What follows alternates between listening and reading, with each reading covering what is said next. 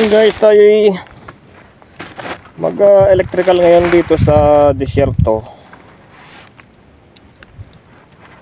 Ayan. Babalatan natin ito guys, itong royal cord na puti. Ito yung supply papuntang tent. Natin ang madaling hilain.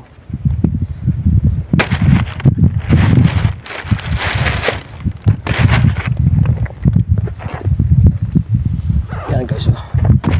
Yan. Init ah. Yan.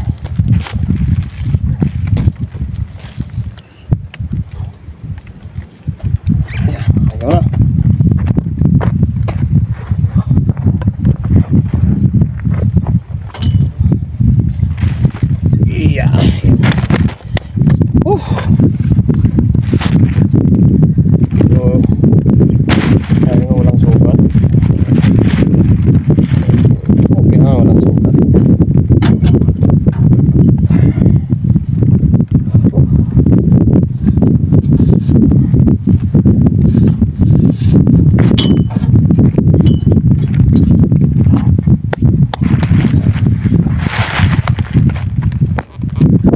So bale ito guys ay ano, andito nga kami guys sa disyerto.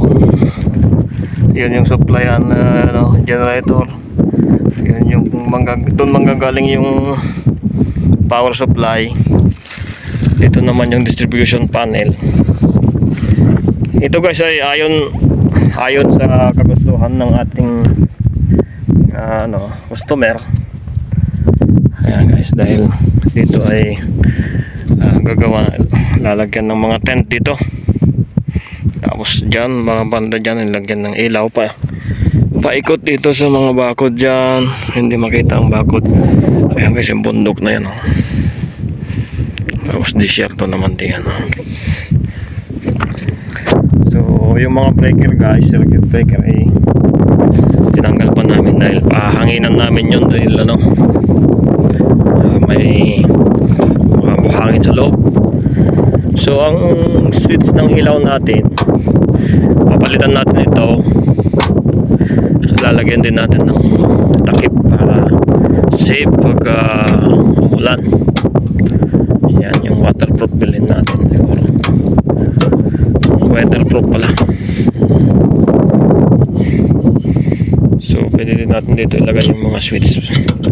Ito kasi nung pan na ito gabitan kaya pag-isipan natin baka pwede natin lagay dito ba kahit alin dito pwede.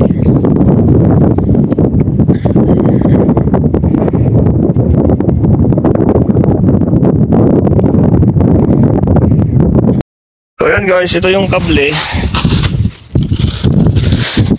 ng generator. Ayan yung mga tent guys, lalagyan ng power supply. Tingnan mo, itugtong mo yung papunta doon. Saan na yung supply? Dito. Pinutol na pala to.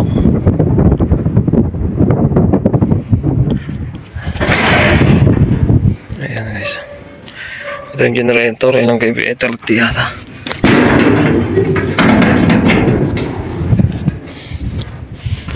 Ito yung kanyang supply siguro ito yun.